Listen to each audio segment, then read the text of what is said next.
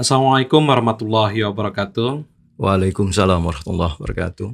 Selamat siang, sahabat Jembermu.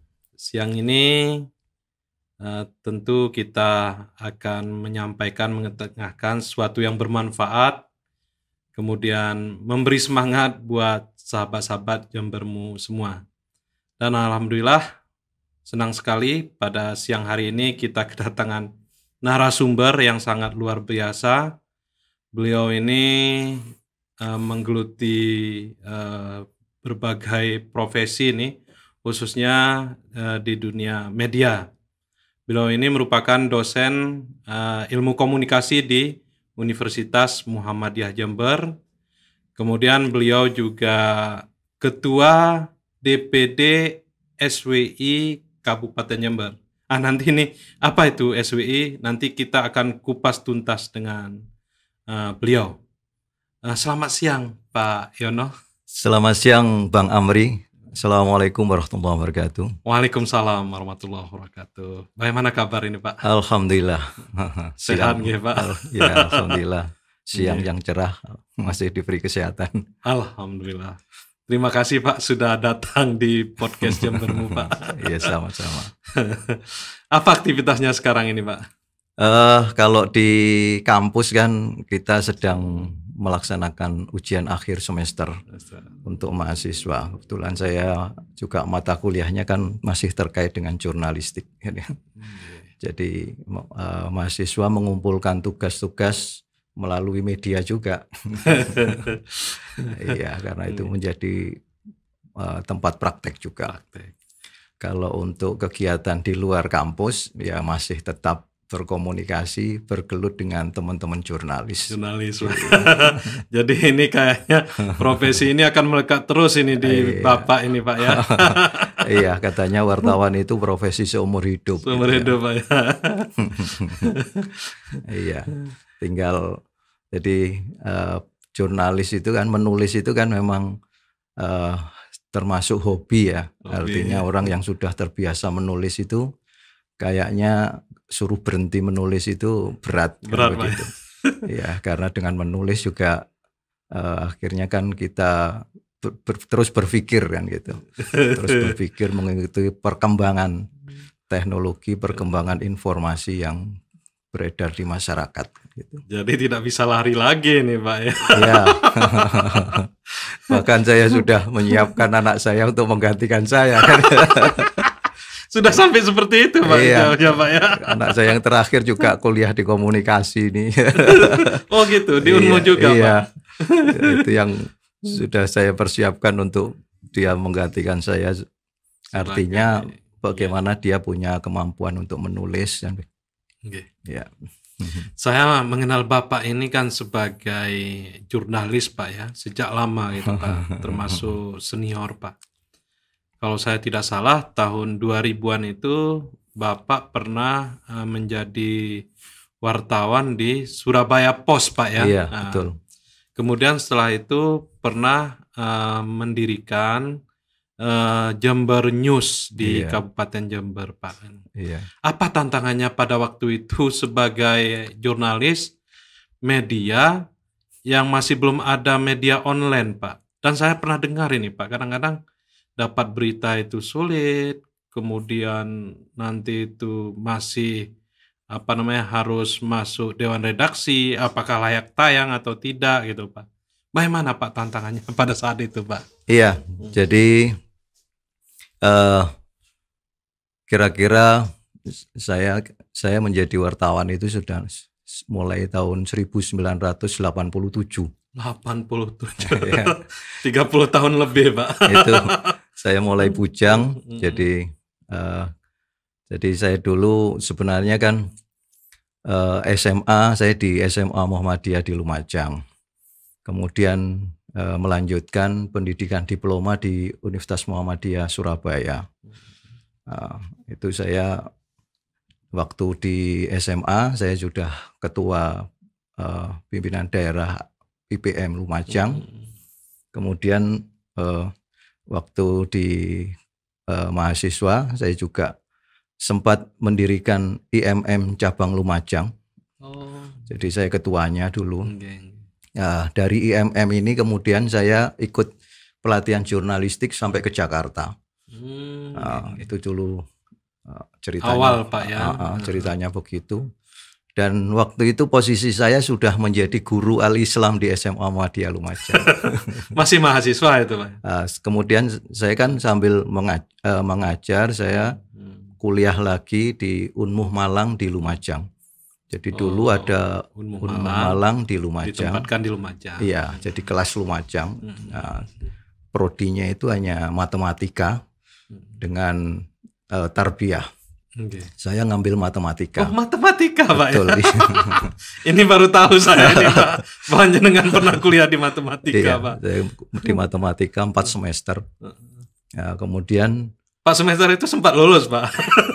Iya, saya sudah semester 4 mau ke semester 5. Ternyata saya dapat panggilan untuk menjadi wartawan Surabaya Post, ditempatkan di Jember.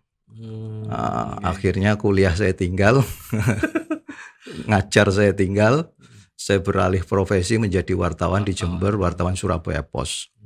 Jadi ceritanya begitu. Saya meniti karir mulai jadi wartawan lepas istilahnya, freelance waktu itu. Kemudian wartawan tetap, sampai kemudian kepala biro di Jember, dan terakhir menjadi redaktur di Surabaya.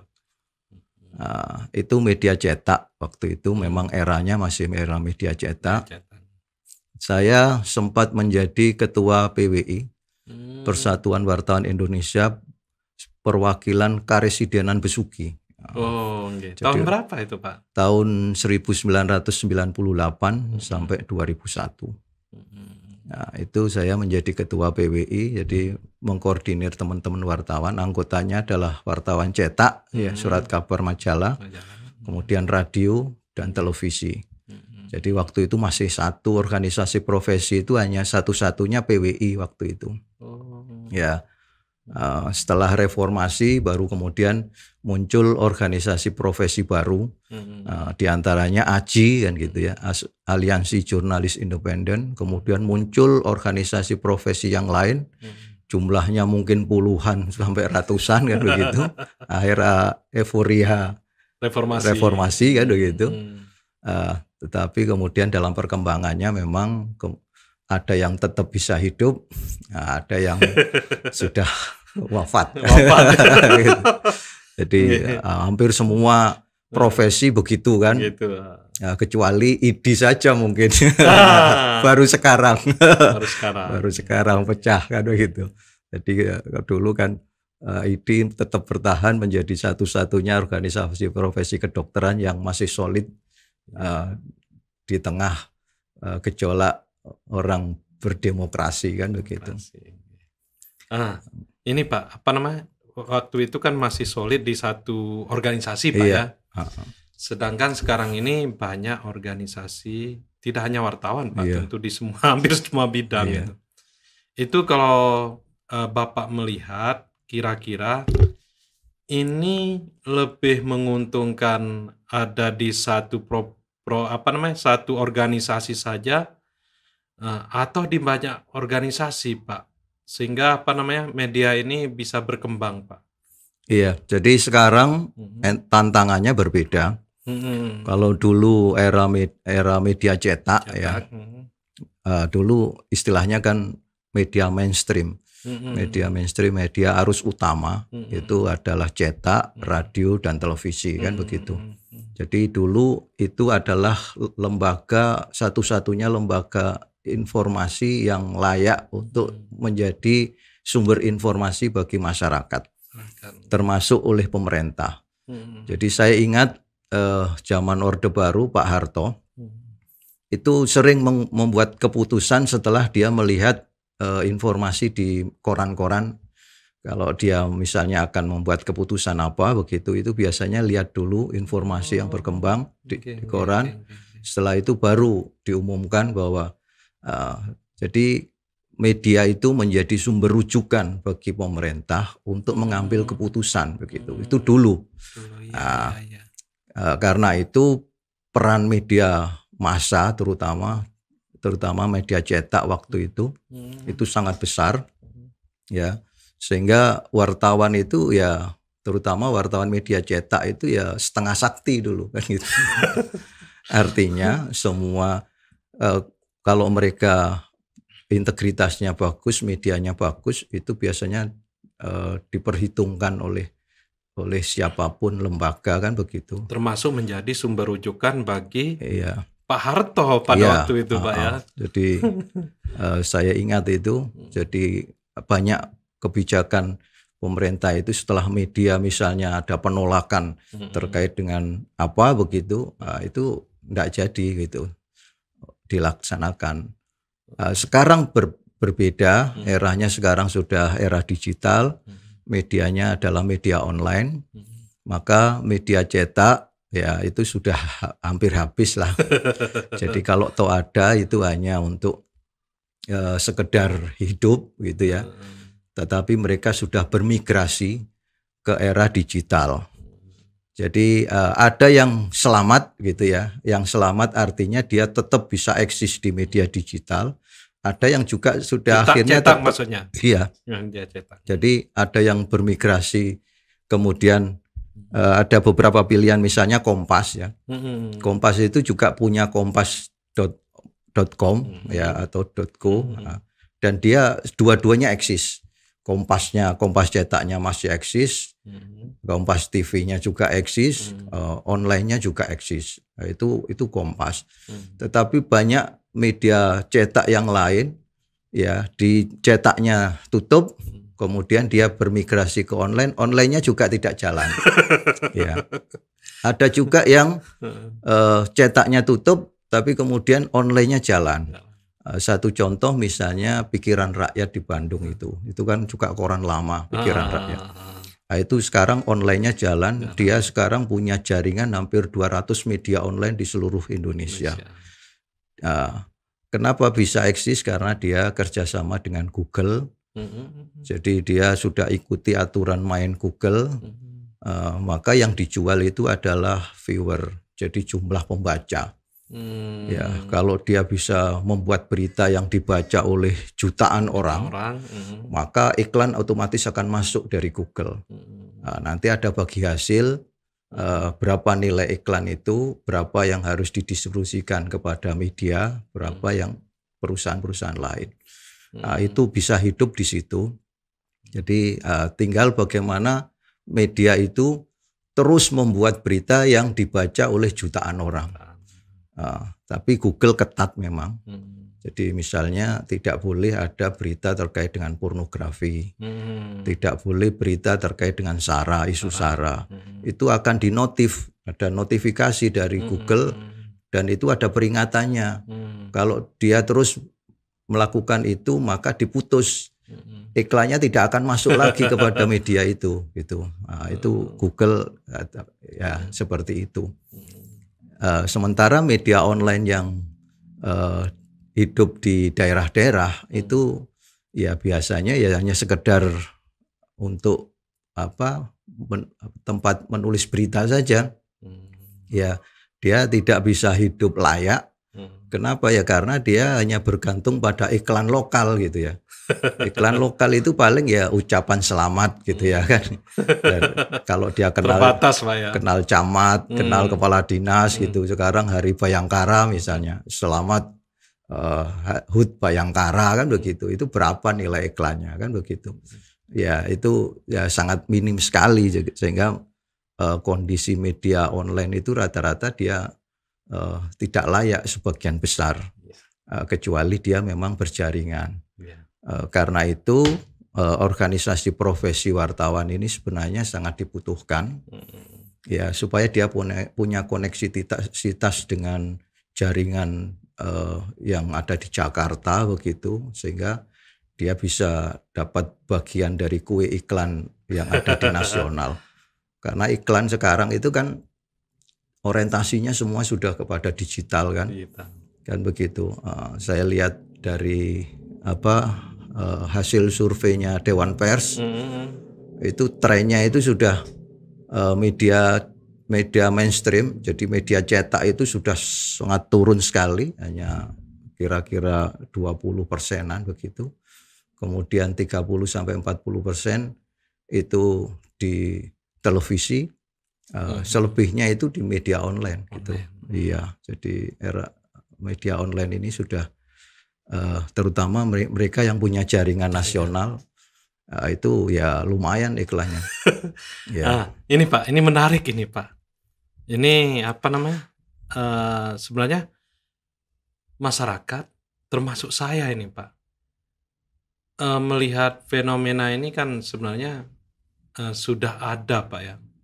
Hanya saja masih tidak menjadi fokus perhatian gitu Pak.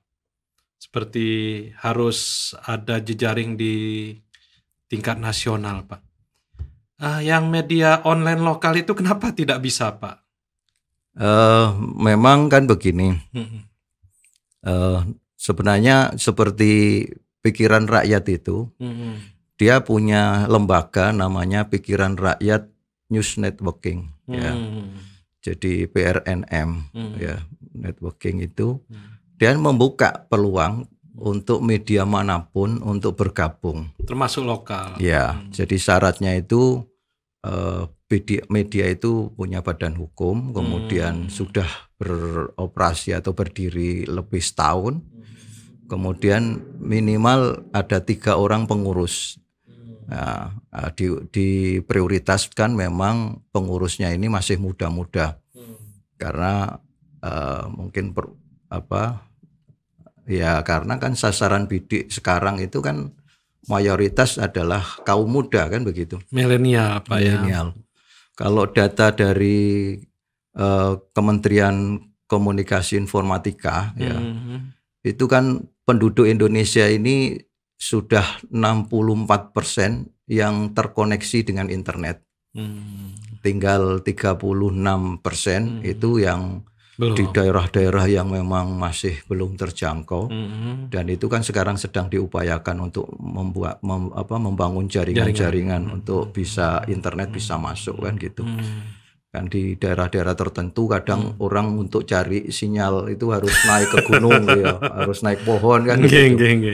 Di daerah-daerah tertentu itu. Jadi kemudian dari jumlah itu ternyata kita ini kan bonus demografinya itu kan milenial yang banyak, kan begitu. Sekarang mulai anak TK ya sampai dewasa kan begitu. Itu kan sudah mengenal HP semua kan begitu. Betul Pak, betul. Mengenal HP semua kan begitu, terutama di kota lah yang akses jaringannya mudah kan gitu. Jadi itu yang sebenarnya menjadi sasaran bidik garap pemasaran dari media online kan begitu. Tetapi kemudian seperti Pikiran Rakyat itu saya sudah berdialog dengan yang di Jember ini ada namanya Portal Jember. Itu yang sudah tergabung dengan jaringan itu. Saya lihat di Jember ada Portal Jember, di Lumajang ada, di Bondowoso ada, di Probolinggo ada.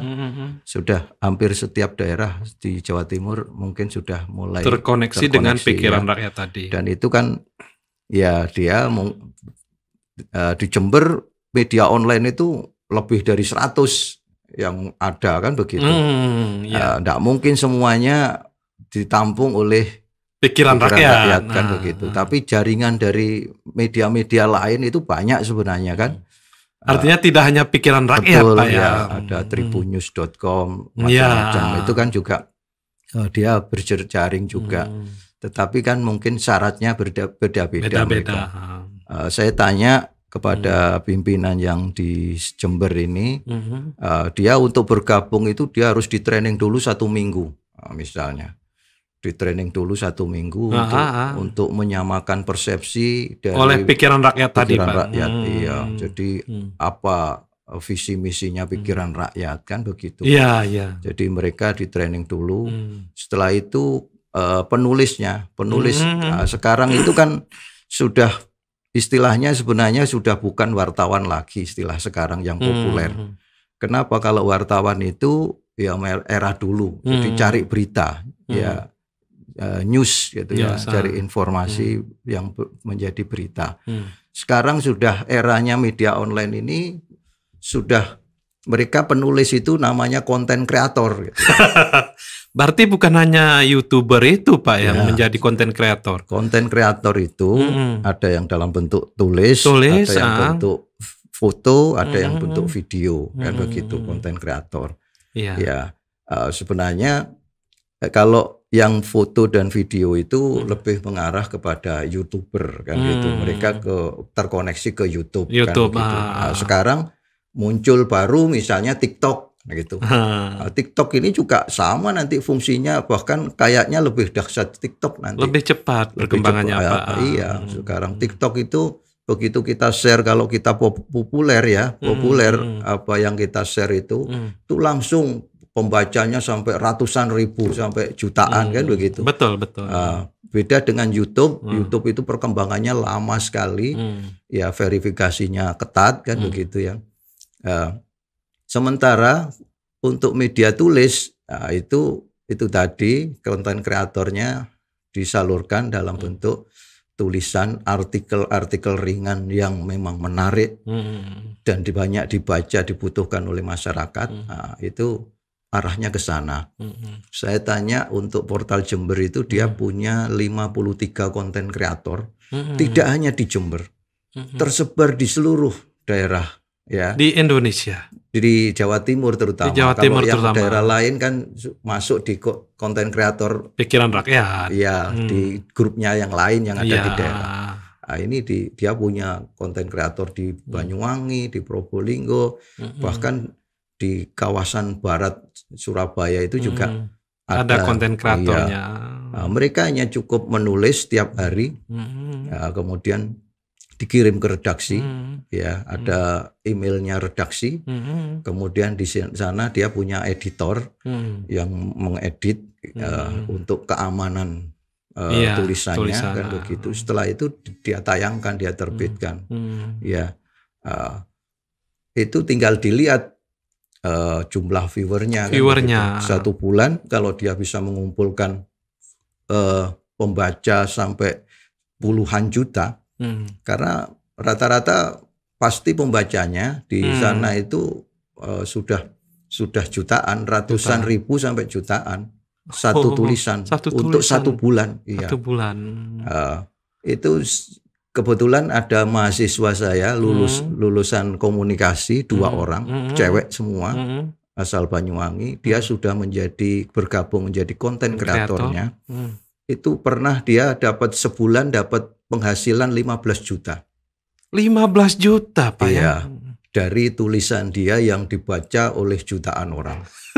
Jadi bagi hasil dia, karena kan dia Google itu menghargai satu pembaca itu Rp300 kalau nggak salah. Satu pembaca Rp300. Iya, kalau dibaca 1 juta orang, berarti 300 kali 1 juta. Iya.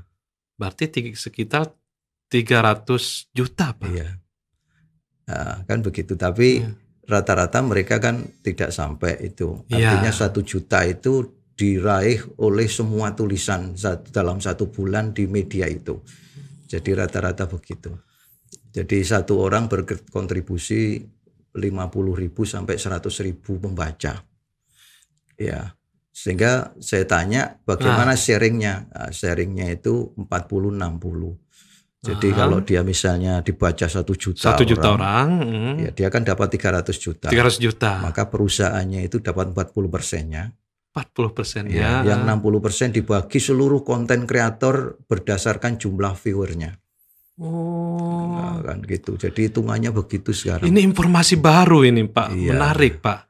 Karena mungkin anak muda sekarang Pak sudah tidak lagi berpikiran bahwa penulis itu profesi yang menjanjikan Pak.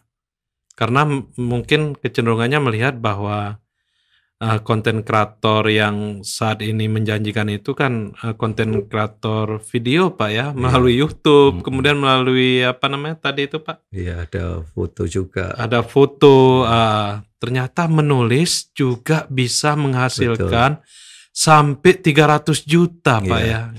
Jadi itu ya syaratnya itu tadi, kita harus bergabung dengan media yang punya jaringan. Kalau dia media misalnya, saya punya 2 media lokal Jember, komunikata.online dan kiblatmedia.com. Ini sudah bergabung Pak dengan Pikiran Rakyat belum, tadi? Belum saya Pak, ya? masih bernegosiasi. Kayaknya mereka juga berat mau menerima saya gitu. Katanya kalau saya bergabung nanti Mas Yono semua yang ngambil income-nya teman-teman, katanya begitu. Karena mungkin jam terbangnya ini Pak. Jadi tapi saya kemarin sudah alhamdulillah karena ada teman-teman mahasiswa komunikasi yang magang di sana. Kita sudah MOU, mungkin nanti kalau terwujud kita mendirikan media khusus pendidikan yang dikelola oleh Prodi Ilmu Komunikasi. Jadi mahasiswa selain dia praktek tapi dia juga berpenghasilan nanti. Berpenghasilan, betul. Nanti arahnya akan ke sana. Itu kalau ini masih dalam tahap pembicaraan. Nah, saya kebetulan sudah selesai jadi Kaprodi. Nah, kemarin saya membawa Kaprodi baru untuk membicarakan ini. Jadi bisa fokus Pak ya. Iya. Gitu. Jadi ke sana memang. Jadi sebenarnya menulis itu masih menjanjikan. Ya, kalau kita memang fokus dan kita bergabung di media yang tepat ya, media yang memang menjanjikan itu. Jadi seperti itu. Kemarin saya tanya ada konten kreator yang dalam 1 tahun dia bisa menabung sampai 200-300 juta. 200 sampai 300 juta. Ini konten kreator penulis ya, Pak ya? Dalam tabungan dia. Ini penulis Pak ya? Penulis ya. 200 sampai 300 juta. Itu.